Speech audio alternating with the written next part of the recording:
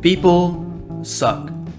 We know this, but let's look at why this is so.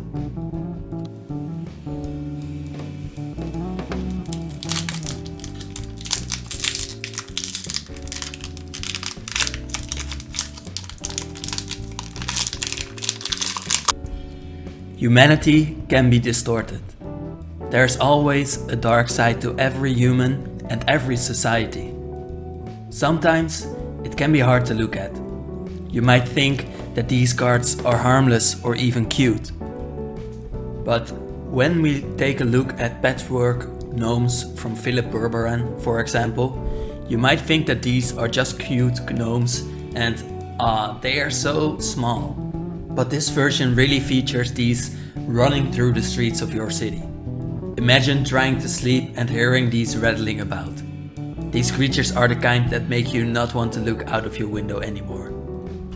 Actually, the more I look into this card, the more uncomfortable I get. This card first featured in Tempest, hence the watermark with its symbol. But the Tempest version said that these would fight each other for their parts. Now we see these unkillable creatures run together, and I will not stay to see them ruin my life. If it was not clear yet, I have an irrational fear for dolls. Something less scary is this archetype, that of skeletons coming alive. Even less scary is a 1/1 that can come back for 6 mana in total. But this Clattering Diviner from Josh Haas does come with some card draw. A 2 mana card draw spell can mean a lot more consistency in your deck. And of course, we all have that friend that just goes for the infinite value every time. A truly black greedy card, and I like that there are people that do this, so that we can capitalize on their weakness. So humans are greedy, we knew this. Another mechanic that plays into that greed is the escape mechanic. This is a mechanic from Theros, where a creature can escape the underworld with its chains, which we see in this art too. The Pegasus used to be a symbol of valor, where they would choose their riders based on their virtue. Something tells me that this defiled version does not care as much. It cannot even fly properly. When you escape it, you can choose to have it fly, or be stronger on the ground anyways. Still, a 3-powered flyer who you can get back a few times is really strong. This Pegasus is a symbol of lost virtue, and a reminder of all that we have lost from Theros, which we should all still be sad about. Thanks for making us cry again, Jason Engle. Tormod's Crypt and his Keeper are a short story on their own. The original version of the Crypt featured a flavor that said that the earth seemed to breathe, hinting at a being still alive while being dead. The next version of the Crypt said that the crypt was already empty. Now we see the Keeper of the Crypt still guarding this place. A wisp of deadness swirling around it as it's still guarding the secret of Tormod. Everyone knows this Tormod guy from his crypt, but Tormod has a creature type too, which says that when a card leaves your grave, you create a zombie. Why? Because Tormod himself steals from crypts. That is what Wizard says about him. So what happened then? Well, at first he was a human, alive grave digger. Then when the church heard about this, they had Tormod executed. He did get a crypt that was checked on often, as the people had learned about zombies now. One day, the crypt was empty, and the grave robbing just continued out of nowhere. Humans' drive for desecration of their virtues is infinite. Now we wonder, does this Keeper guard Tormod from coming out? Because the church built him? Or did Tormod build him as a guard for his undeadly vaults? The arts suggest the second option. Humans use and steal for their own good. We knew this though, but even the makers of this world do it for their own societies. They want to keep making things and never seems to stop. Where does this drive come from? Blacksmith skill features Dagon in his earlier stages, where he was less demonic, but so very human. You might say that his demonic side was already in him, while he was possessed by the spirit of the forge. This card is white aligned, but in making his masterpiece, Dagon killed a slave multiple times a day while forging. This skill is white aligned as forging should be done for others. But Dagon liked this blade and used it a few times. Then his shadow was absorbed by the sword by his patron's doing. This black blade could absorb souls, and with his shadow, Dagon's soul left too. Later this sword would come in handy a lot of times, but that's a story for other cards. Here we just look at this artistry, which is a great word, which means that to be insanely focused on your craft and making something that no one else could. Essentially, because you pour your soul into your craft, preferably figuratively. But white is not always just about giving to others. It is about order too. In the case of Rustvale Bridge, white stands for the stability that you need in order to become strong. This flavor does make too much sense and is a little bit double. But that's just because the design holds on to all these bridges, having the exact same flavor. When a bridge is stable, it is considered strong. What they mean with this flavor is that you cannot be explosive if you have nothing to stand on. This is actually a great philosophy for yourself.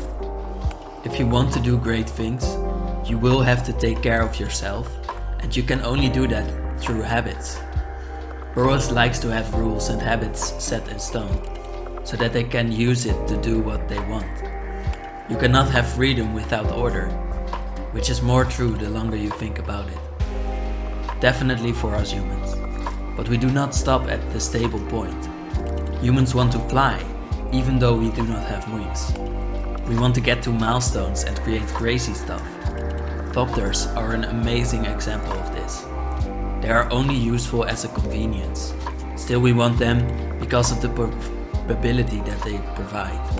We want our own flying transport, even though we might not know what to do with it. We not only build bridges between islands, we also like to go into the sky, just for the sake of doing it. We went from the skill of the blacksmith to the buildings we make with it. But the fire part of the blacksmith is necessary for our current capitalistic I want more mindset. These cards symbolize the current vibe of humans for me. Unholy Heat from Kari Christensen says, "The devils use fire, why shouldn't we?" Delirium as a mechanic is supposed to show the grace humans and demons feel when there is no hope, when all is dark. Unholy Heat shows us that we would also just use crazy methods if it aligns with any of our goals. Even if we are copying devils, we will use fire to burn someone else. Viashino Lashclaw says that we would do anything for victory. It does not even say that we want with that victory. We are mindless in our strife. We would discard our minds for a more hasty win. The Viashino are humanoid dragon people.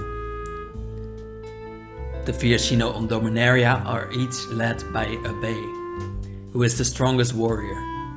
When he runs or fights, the whole crew does. Now when they say they want to win at all costs, it is funny. But we are often also guilty of this.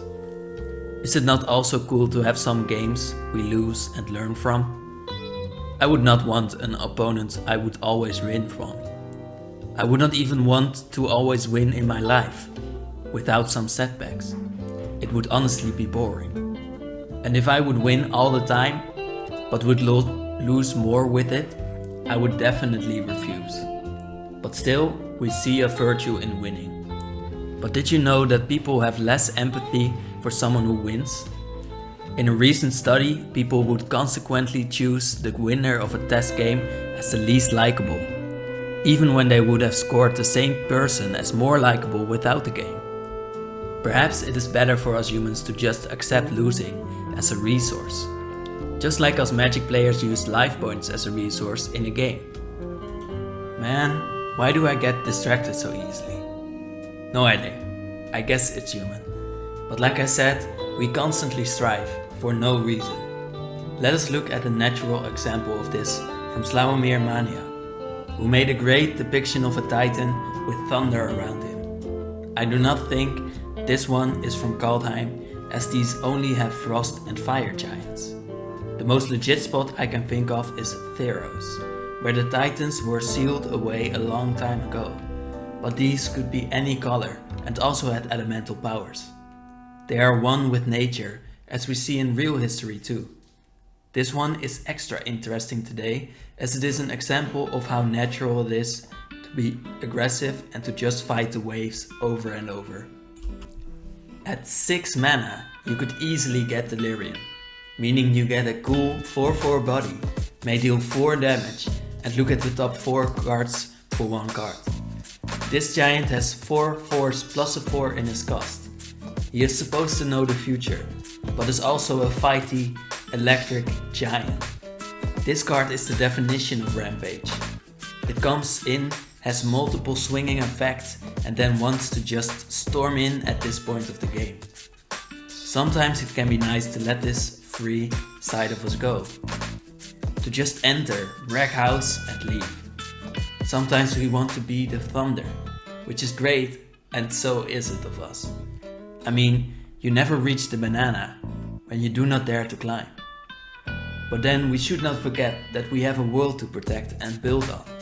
We wanted that stability, so let's use it for something good. At this moment, Steelfin is more realistic than ever. This card features the largest animal we know. This version feeds on metal that has been dumped into the water.